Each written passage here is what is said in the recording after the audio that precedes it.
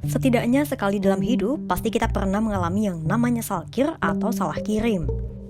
Memang bikin panik di awal, tapi syukurlah di beberapa aplikasi perpesanan kini sudah ada fitur hapus pesan atau delete chat. Atau mungkin kita pernah tidak sengaja memasukkan seseorang yang tak ada kaitannya dengan urusan kita ke dalam sebuah pesan grup. Belum lagi kalau tidak sengaja tersebar informasi sensitif di pesan grup dengan seorang anggota penyusup. Tapi, apa jadinya kalau segala keteledoran itu terjadi di kalangan pejabat tinggi Amerika Serikat?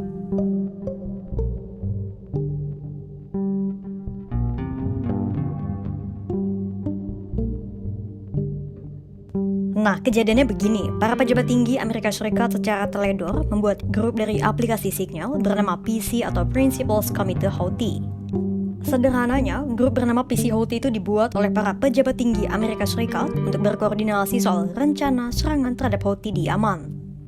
Nah, tapi tak ada hujan, tak ada angin, tiba-tiba seorang pemimpin redaksi media di Atlantic bernama Jeffrey Goldberg secara tak sengaja ikut dimasukkan ke dalam grup itu.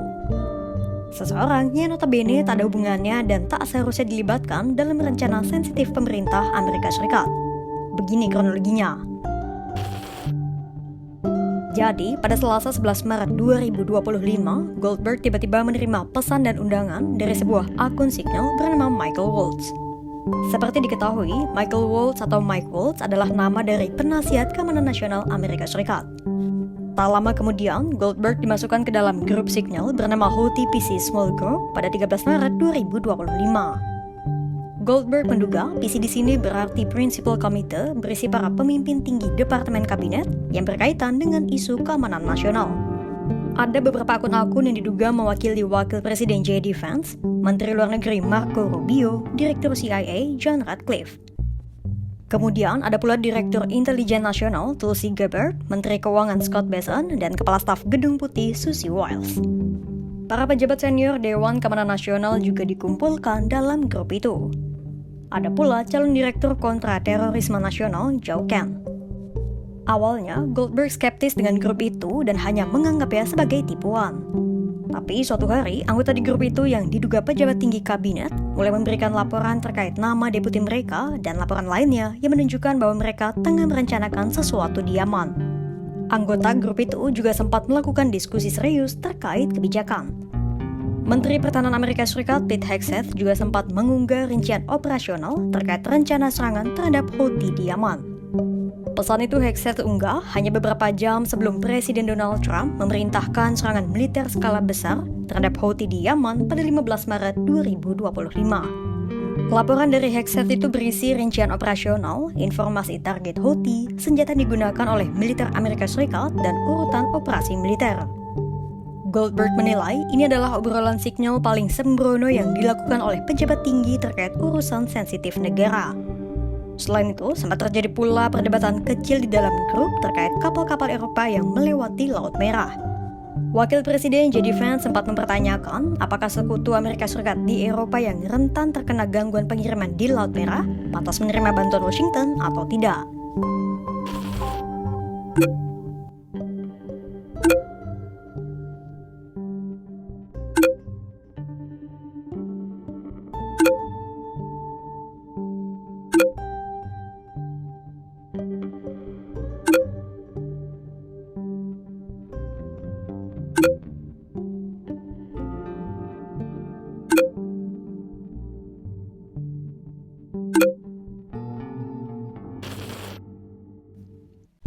Hingga akhirnya pada 15 Maret 2025, semua obrolan yang terjadi di pesan grup itu menjadi nyata.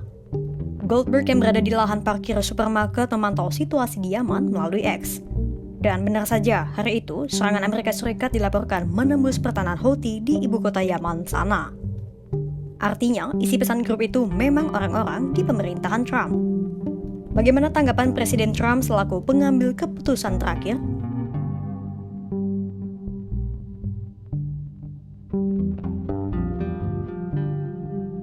Respons Trump cukup menimbulkan pertanyaan. Pada Senin 24 Maret 2025, ketika ditanya soal keteledoran para pejabat tinggi Amerika Serikat itu, Trump mengelak dan mengaku tak mengetahui soal ribut-ribut grup tersebut. Trump justru hanya mengatakan kalau dirinya tak begitu tertarik dengan media di Atlantik dan kegaduhan itu tak mempengaruhi efektivitas serangan terhadap Houthi. Entah antara Trump memang tidak tahu atau Trump memilih untuk mencuci tangannya. Your reaction to the story in the Atlantic that said that some of your top cabinet officials and aides had been discussing very sensitive material through Signal and included an Atlantic reporter for that. What is your response to that?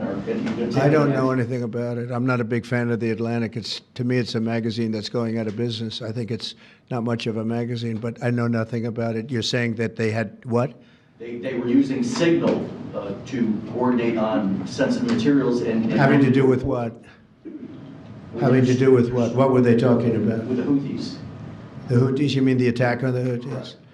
Well, it couldn't have been very effective because the attack was very effective. I can tell you that. I don't know anything about it. You're telling me about it for the first time. Anybody else? Pertanyaannya, bagaimana tanggapan para tokoh Partai Demokrat dan Jeffrey Goldberg sendiri?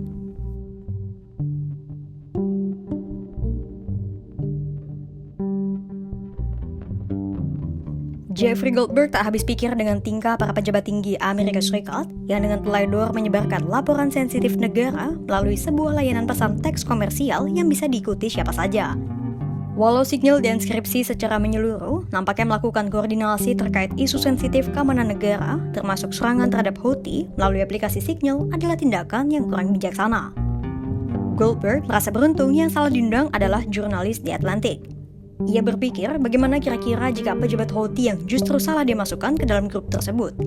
Atau mungkin seseorang yang secara aktif bersimpati kepada Houthi.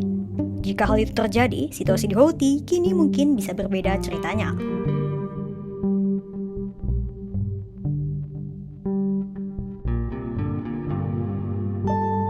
Keteledoran pejabat Amerika Serikat itu segera menuai kritik keras dari anggota parlemen asal Partai Demokrat. Menurut mereka, itu adalah pelanggaran keamanan nasional Amerika Serikat atau pelanggaran hukum yang harus diselidiki Kongres. Pemimpin Demokrat di parlemen, Chuck Schumer, menyatakan bahwa itu adalah pelanggaran intelijen yang cukup berat. Itulah mengapa Partai Demokrat di parlemen akan segera melakukan penyelidikan atas keteledoran para pejabat tinggi tersebut.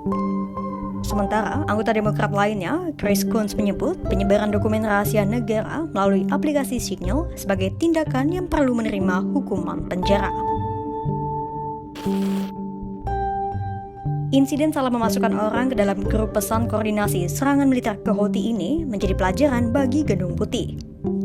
Belum ada wacana apakah ada petinggi Amerika Serikat yang akan dicopot atau dipindah tugaskan. Kira-kira bagaimana perkembangan dari konflik Amerika Serikat dengan Houthi? Simak terus perkembangannya hanya di kanal YouTube Kompas.com.